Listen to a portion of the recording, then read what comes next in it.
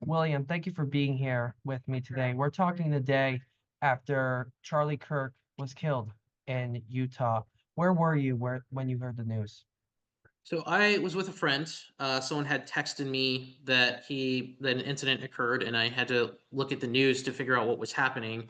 And my first response was that of strong disbelief. I was very shocked about what happened. I was very, very, very concerned as well because the next post that I saw was the video, and I don't want to describe it because it is very graphic and disturbing.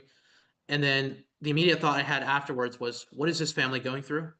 What are they thinking? Because this is incredibly, incredibly insane that this is even happening. It's tragic, and it's just general disbelief. Did you ever get the chance to meet Charlie Kirk by chance? I did, yes. I met him at the Republican National Committee or convention, sorry. And there was an event, or there was something going on, and everybody was looking at the screen, and I saw him and I said, "Hey, that's Charlie Kirk. I would like to grab a photo with him. Let me see if he'll do that." And I just tapped him on the shoulder and said, "Hey, can I take a photo with you?" He said, "Absolutely." So he could have told me to go away or not take the photo, but that's how great he is. He was willing to take a photo with me.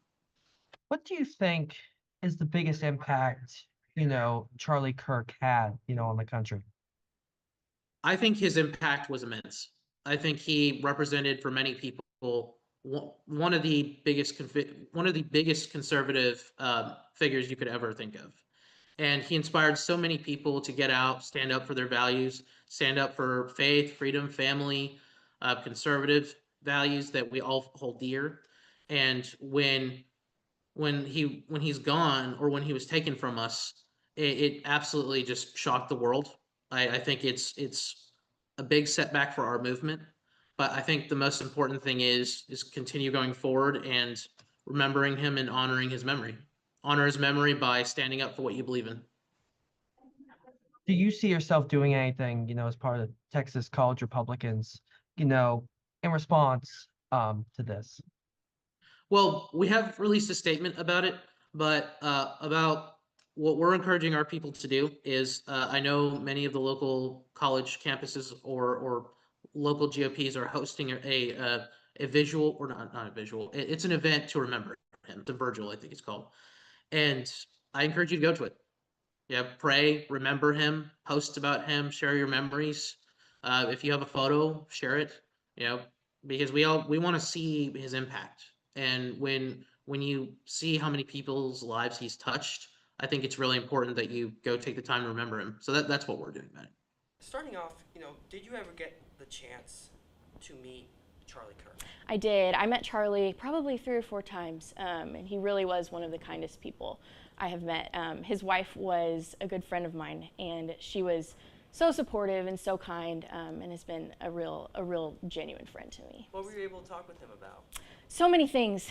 He was incredibly supportive and helpful, just giving me advice as I was trying to found the chapter, and just encouragement to keep pressing on in the midst of opposition. And what was your reaction to the shooting I was yesterday? I was stunned. It was shocking and unbelievable. And for someone who dedicated his life to having public dialogue, for his life to be ended in that way is just heartbreaking. What do you think the events of yesterday mean for campus speech in general? I think it means a lot. I think in a way, Charlie is the turning point, for us to realize as a society we have got to change the dialogue to something, as kind as they say they want it to be. Something is going to have to change. I don't know what that's going to look like, but Do you have any hopes for what that change looks like? I certainly do. I think people are going to start seeing people as just people, that we can have respectful and kind interactions with.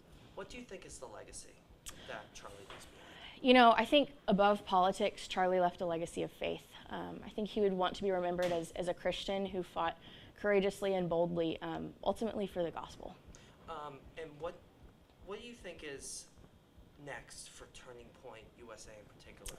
I think it's going to be handed over to the students. I think the students are going to be, taking the torch and carrying on. Why did you join Turning Point USA?